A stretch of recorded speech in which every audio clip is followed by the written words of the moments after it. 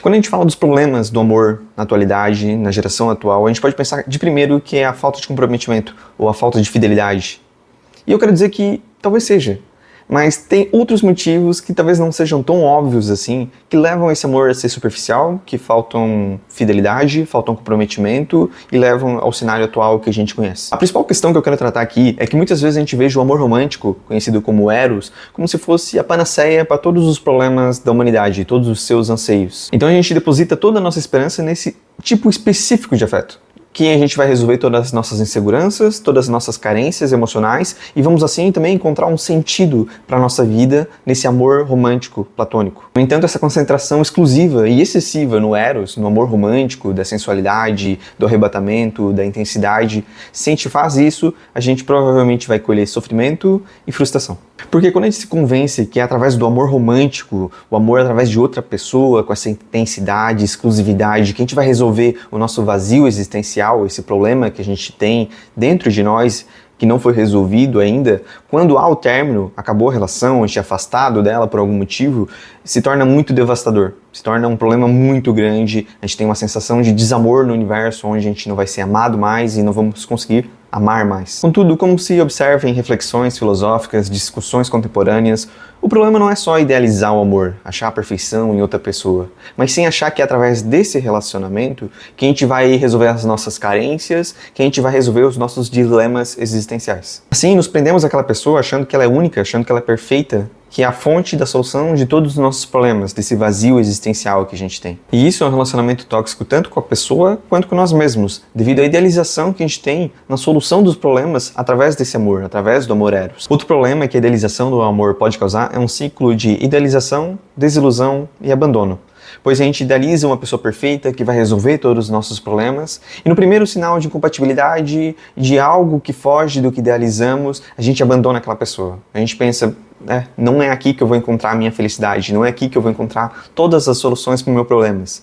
E de fato não vai ser a primeira vista que tu vai resolver todos os teus problemas, que tu não vai ter que construir, não vai ter obstáculos, não vai ter pedras no caminho que tu vai ter que ir resolvendo e construindo isso junto. Então a gente exige da pessoa apenas a perfeição, algo que pode existir apenas no nosso mundo das ideias, em algo que a gente idealiza, e esquece da realidade, esquece que a construção do amor, na verdade, é realmente isso, um processo, uma construção que a gente vai fazer ao longo do tempo. Então essa questão da idealização, ela corre vários problemas, que pode ser tanto pelo que a gente estava discutindo antes, quanto também pela questão do abandono, por tu idealizar algo perfeito que não existe na realidade, que não está pronto, que tem que ser lapidado. Mas ao tu ver que isso não está pronto desde o início, tu foge de todo o relacionamento. Se inspirando agora no filósofo Kierkegaard, a gente tem uma teoria que é o desespero das possibilidades. Porque tinha pessoas que falavam que quando a gente tem mais opções, a gente se sente mais livre, se sente mais à vontade, porque justamente a gente tem muitas opções, a gente tem vários caminhos para seguir. Já Kierkegaard, ele falava que quando a gente tinha uma opção, normalmente a gente era mais assertivo, a gente ia lá e fazia aquilo. E quando a gente tinha muitas opções, a gente se parava não ficando num local, porque devido a gente ter tantas opções, a gente ficava pensando, refletindo sobre aquilo e às vezes ficava parado, desesperado por ter muitas opções. Isso pode ser um dos problemas dos relacionamentos atuais, porque quando a gente pensa na história da humanidade, a gente sempre vivia em grupos pequenos. Quando a gente pensar principalmente lá nos grupos de caças, a gente vivia em cerca de 10, 20, 30 pessoas. E mesmo há 100 anos atrás não tinham redes sociais. Era a cidade que tu tava, era o grupo que tu tava e tu tinha poucas opções. Então era mais fácil de tu firmar um relacionamento com uma pessoa. E hoje em dia, com a internet, com a abundância de pessoas que a gente tem acesso a todo momento, seja pelo Instagram, seja pelo YouTube, seja pelo Tinder, por apps de relacionamento, a gente está o tempo todo sendo bombardeado por várias pessoas. E esse desespero de possibilidades faz a gente pensar, ok, eu encontrei essa pessoa, mas tem problemas, não é a minha versão ideal e eu tenho tantas opções, por que eu tenho que firmar esse relacionamento aqui? Por que isso é benéfico para mim? Eu tenho tantas opções, eu não vejo sentido nisso. Por mais que às vezes pode ser inconsciente, a gente sente que eu não preciso firmar esse relacionamento agora, eu tenho tempo, eu tenho opção. Então o excesso de opções faz a gente fugir de firmar esse relacionamento, de firmar esse comprometimento com uma pessoa. A gente vive apenas na estética, apenas passando de relacionamento em relacionamento e procurando algo diferente em cada pessoa. E a ênfase excessiva no amor romântico, no amor eros, ele faz que outras formas de amor sejam subestimadas. como o amor filia, que seria o amor da amizade, o amor da família, que também são super importantes para o nosso desenvolvimento pessoal e para o nosso bem-estar também. Outras questões também que são importantes a gente discutir é que muitas vezes a gente tenta negar algumas emoções. Por exemplo, assim, a gente tem uma cultura, às vezes, de dizer que a aparência não importa, ou que ela não deveria importar. Sendo que a aparência, sim, ela importa. A gente não pode fingir e ignorar isso. Pois muitas vezes a gente olha para uma pessoa e a gente se sente atraído, a primeira coisa que a gente veja é a aparência da pessoa. Então é isso, a gente não pode negar que essas coisas acontecem. Então assim, a gente deveria reconhecer que o apelo físico, que a questão visual, estética, de beleza, ela é apenas um dos fatores do amor. Um dos fatores que constrói a relação, que depois vai se aprofundar, que vai se construir, que vai ter o comprometimento e seguir para outras coisas, para uma família, para um amor mais duradouro. Além disso, outra ideia muito comum é que antes de a gente amar outras pessoas, a gente tem que amar nós mesmos, ter autoconfiança. E eu não quero dizer que autoconfiança não é algo importante. Sim, ela é algo muito valioso e eu acredito que muitas pessoas, das pessoas mais extrovertidas que eu conheço, normalmente são pessoas que têm muito confiança em si mesmo. Porque elas fazem alguma coisa ou porque já fizeram outra coisa e elas observam, não, eu já fiz isso, eu sei das minhas qualidades, eu sou foda e eu vou lá, vou fazer isso e tanto faz, eu sei quem eu sou. Mas isso é uma construção social. Então a gente não pode ignorar que nossa autoconfiança é se prender dentro de um quarto, é ficar estudando várias coisas por muito tempo, sozinho, e eu vou construir minha autoconfiança e depois eu vou lá e vou fazer tudo acontecer. Não, não é assim. É um processo social. Por exemplo, tu joga bola aí, tu joga bola bem. Isso não é simplesmente tu jogar no quintal da tua casa e dizer que tu joga bem. Tu tem que ir lá num time, um técnico tem que te convocar, tem que te levar pro jogo, tu vai jogar aquela partida, tu vai marcar um gol, e daí as pessoas vão dizer que tu é bom. E daí, depois de tudo isso ter acontecido, tu vai pensar, olha, eu acho que eu realmente sou bom. Então tu vai tendo uma construção, tu pratica, tu estuda e tu tem uma validação social. Então a gente não pode pensar que primeiro a gente vai construir toda a nossa confiança e depois a gente vai para o relacionamento. Isso sim é importante para o nosso relacionamento, mas ela é uma coisa que se constrói com o tempo e que se constrói também com a validação de outras pessoas e de outros relacionamentos. Então a gente tem que fazer isso em conjunto e tem que ter uma leitura de como dosar essas duas características. Então o que eu estou querendo dizer aqui é que o amor romântico ele não é uma solução milagrosa para todos os teus problemas. Ele é uma construção de uma relação que há diversas dimensões, diversos sentidos diferentes, e aí sim a gente vai ter algo de concreto, algo de válido. E algo interessante sobre esse tema é que antigamente, principalmente nas tradições gregas, outras vertentes filosóficas, o amor ele era tratado como diversos nomes diferentes, a gente não usava a mesma palavra para tudo. Então, cada característica, cada segmento tinha uma palavra diferente que definia o seu sentido. Então, sobre esse assunto, tem um autor que eu acho muito interessante, que é o Tim Lomas, e ele fala sobre os sabores do amor. Se eu não me engano, no trabalho dele, ele descreve 14 sabores do amor. E ele vai usar cada palavra para significar, para dar um sentido a essas diferentes emoções que a gente costuma chamar de amor. Então a gente tem o philia, que é para amizade, a gente tem o eros, que é o romântico, a gente tem o storge, que é o amor para a família, para nossos pais, mães, irmão.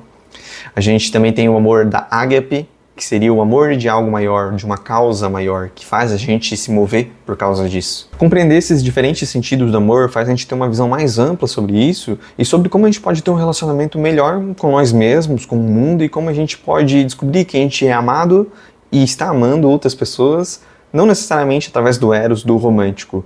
E isso é principalmente também algo que a nossa própria língua traz isso. Idiomas como o inglês ou como o português, a gente costuma usar a palavra love, ou amor, e definir tudo isso, várias questões que a gente falou agora há pouco, e jogar tudo para a mesma palavra. Então isso falta sentido para a gente, a própria palavra falta especificidade, falta precisão para definir essas emoções. Então, devido a essa própria falta de granularidade da língua, desses sentidos, do amor, é o que nos leva, às vezes, talvez, supervalorizar o amor romântico, porque a gente pensa no amor, e quando a gente fala no amor, a primeira coisa que nos vem à cabeça é esse amor, é o amor romântico. E nos falta sentido, nos falta precisão nas palavras para definir todas essas formas. Como a gente falou do storge, do ágape, do philia, do eros. Também temos outros amor, como o pragma, que é o amor de comprometimento, exatamente, da fidelidade, de construir algo junto com outra pessoa. Então isso é um tema que dá outro vídeo, necessariamente, a gente falar de todos esses sabores do amor, de todos esses temperos do amor que vão formar uma vida completa, uma vida com sentido realmente. Tem um livro muito interessante que vem ao encontro desse vídeo, que é Os Sofrimentos do Jovem Werther. Werther era um rapaz que era apaixonado por outra guria, que era Charlotte, só que Charlotte era casada, e mesmo assim Werther era apaixonado por ela. Só que Charlotte deixa muito claro para Werther que ela não vai abandonar o casamento dela e ela está muito bem comprometida e casada com essa outra pessoa. Só que Werther não se importa com isso. Ele continua dando em cima dela, ele continua achando que ela é a mulher da vida para ele, que eles são os predestinados e que de alguma forma ele vai dar um jeito, ele não sabe quando, mas ele vai continuar insistindo, em algum momento isso vai dar certo. Eles são feitos um pro outros e eles vão ficar juntos. Só que tem um momento que Charlotte não basta. Depois de alguns episódios que acontecem de investidas do Werther, ela fala, olha, eu não quero saber mais de ti, tu tá passando do ponto, eu só tenho uma relação de amizade contigo, eu te respeito muito, eu gosto muito de ti, mas tu é meu amigo. Eu sou muito bem casada e vou continuar casado com ele pro resto da minha vida. Então ou tu para, ou a gente vai perder a nossa relação de amizade também. E quando o Werther ele percebe que não vai ter mais jeito, que ele não vai ter mais a Charlotte pra vida dele, ele perde o sentido da vida dele. Ele perde o propósito de vida dele e acha que não tem mais sentido.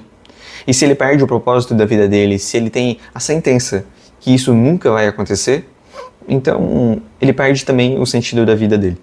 Ele perde o sentido de viver. Não faz mais sentido. Isso é muito comum, acho que quando a gente está na adolescência, quando a gente tem nosso primeiro amor e a primeira desilusão amorosa, a gente achar que o nosso mundo acabou ali. Porque justamente a gente colocou toda a nossa esperança, todo o nosso sentido em uma única forma de amor, o amor eros. A gente pensa que isso ia ser a solução, isso ia ser a nossa vida, e quando isso acaba, a gente fica sem pé e sem chão. Depois de ele receber essa notícia, então, ele acaba se matando. Ele se e ele achava que essa era a única solução para sua vida, já que não teria mais Charlotte com ele. Só que algo muito interessante acontece no funeral dele. Charlotte aparece lá, o esposo de Charlotte, que era amigo de Werther, também estava lá, que era um dos melhores amigos dele, na verdade. A família dele aparece lá, vizinhos que eram da mesma comunidade dele também estavam lá. E todos eles estavam chorando. Estavam tristes com a morte de Werther e de por que as coisas aconteceram dessa forma. E uma das reflexões que o livro deixa é que Werther se mata porque ele achava que nunca ia amar e nunca ia ser amado. Mas ao mesmo tempo todas as pessoas ali estavam chorando por ele. Estavam tristes por que isso aconteceu, por que as coisas tinham que ser assim. E a dúvida que fica no final do livro é, Werther nunca foi amado? Ou será que ele nunca amou alguém? Diferente da Charlotte, né? Alguém além da Charlotte? Será que ele não poderia achar outras formas de amor, pelo que a gente veio discutindo aqui? Bom, essa pergunta eu vou deixar para vocês responderem aí nos comentários. Se gostaram do vídeo, deixa um like também. Digam o que acharam do tema, se foi interessante, se vocês concordam, se não concordam. E até a próxima. Valeu!